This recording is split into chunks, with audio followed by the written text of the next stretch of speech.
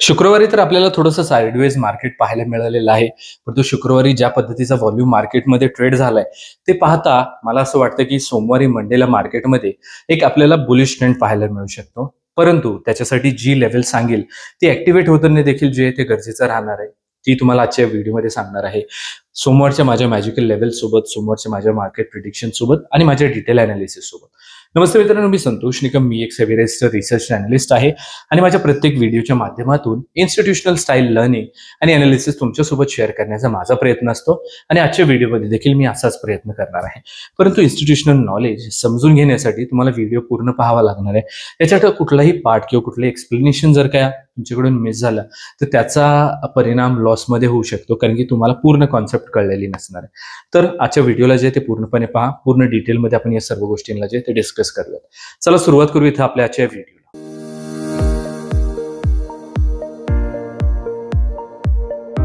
मित्रांनो, व्हिडिओला इथे आपण सुरुवात करत असतो मार्केटच्या माझ्या प्रिडिक्शन सोबत आणि मॅजिकल लेव्हल्स पासून. परंतु उद्याच्या मार्केटला समजण्या अगोदर शुक्रवारी मार्केटमध्ये काय झालंय हे समजून घेणं जास्त गरजेचं आहे, जेणेकरून उद्याच्या मार्केटचा व्यवस्थित अंदाज लावता येऊ शकतो. सर्वप्रथम तर आपल्या हिंदी चॅनलच्या माध्यमातून मी डेली लाईव्ह येत असतो मार्केट ओपनिंगच्या अगोदर, आणि 9:14 मार्केट सुरू होण्याच्या अगोदरच मी ते लाईव्ह क्लोज सुद्धा करत असतो. याच्यामध्ये मी तुमच्यासोबत इन्स्टिट्यूशनल फुटप्रिंट शेअर करत असतो.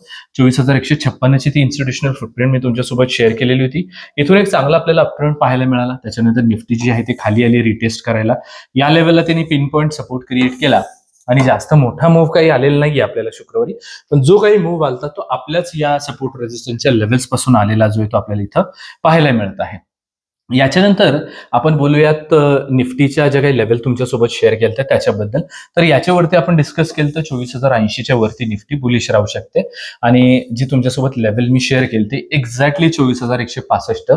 आता इन्स्टिट्यूशनल फुटप्रिंट मी तुम्हाला दुसऱ्या दिवशी सकाळी जे आहे ते ऍक्च्युअल ऑर्डर फ्लो जे आहे ते पाहून तुम्हाला शेअर केलेली होती.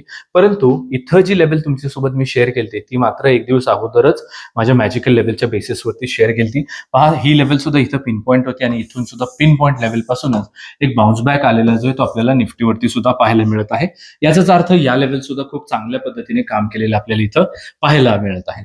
आता बँक निफ्टी सुद्धा आपण डिस्कस केलं तर 57,475च्या वरती बुलिश, आणि टार्गेट 4 डिस्कस केलं तर 58,219चं पिन पॉईंट ते टार्गेट आलेलं आपल्याला पाहायला मिळतं. या रेजिस्टन्सला ब्रेकआउट केल्यानंतर बराच वेळ बँक निफ्टी इथं सस्टेन राहिली आणि टार्गेट 4 सुद्धा आलेलं जे आहे ते आपल्याला इथं पाहायला मिळतंय. याचाच अर्थ ज्या काही लेव्हल्स आपण डिस्कस केलेल्या होत्या त्याच्या बेसिसवरती चांगले मूव्ह आलेले आपल्याला पाहायला मिळतात आहे. आता मंडे बद्दल बोलूयात. सर्वप्रथमतः म्हणजे मंडेला एचडीएफसी बँकेत चांगला व्हॉल्यूम अॅक्युम्युलेट झालाय आणि एक चांगला ब्रेकआउट एचडीएफसी बँकमध्ये जे ते अपेक्षित आहे, आणि पीएसयू बँका सुद्धा चांगल्या वाढल्यात. परंतु त्या पट्टीमध्ये बँक निफ्टीमध्ये मात्र मूव्ह आलेलं पाहायला मिळत नाही, आणि बऱ्याच बँक निफ्टीमधल्या लिस्टेड स्टॉक्स आहेत ते निफ्टीमध्ये सुद्धा लिस्टेड आहेत, आणि बऱ्यापैकी चांगली क्लोजिंग दिलेली आपल्याला जे आहे ते इथं पाहायला मिळत आहे निफ्टीवरती सुद्धा. त्याच्यामुळे मला असं वाटतं की एक चांगला अपट्रेंड जो आहे तो आपल्याला दोन्ही इंडेक्सवरती पाहायला मिळणार आहे. परंतु ते हे देखील पाहायचं की खूप मोठा असा आपल्याला मूव्ह जो आहे तो पाहायला मिळणार नाहीये जोपर्यंत मार्केट ह्या रेंजच्या बाहेर निघत नाहीये तोपर्यंत. आता प्रिडिक्शन करणं मार्केटचं वेगळी गोष्ट आहे, प्रत्येक व्हिडिओमध्ये आपण डिस्कस करतो.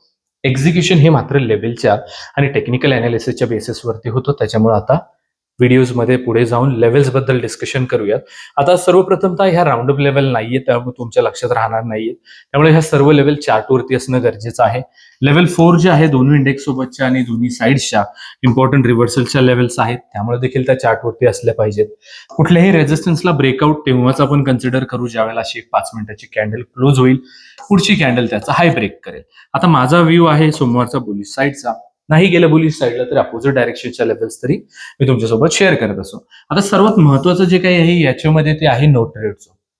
तुमच्याकडे बऱ्याच स्ट्रॅटेजीज असतील बाय सेल करण्यासाठी, परंतु कुठे ट्रेड नाही करायचं हे मी तुम्हाला सांगतो, ते तुम्हाला फॉलो करायचंय ब्लाइंडली. हा नो ट्रेड झोन असणार आहे 24,230 ते 24,180चा. याच्यामध्ये तुम्हाला ट्रेड करायचा नाहीये. याच्यामध्ये जर तुम्ही ट्रेड केलं ट्रॅप होण्याची जास्त चान्सेस आहेत, कारण की ऑप्शन सेलरचा एरिया आहे. इथं जाऊन एकतर मार्केट साइडवेज होऊन जाईल किंवा व्होलटाईल होईल, आणि दोन्ही केसेसमध्ये आपले स्टॉप लॉसेस जाण्याचे जास्त चान्सेस आहेत.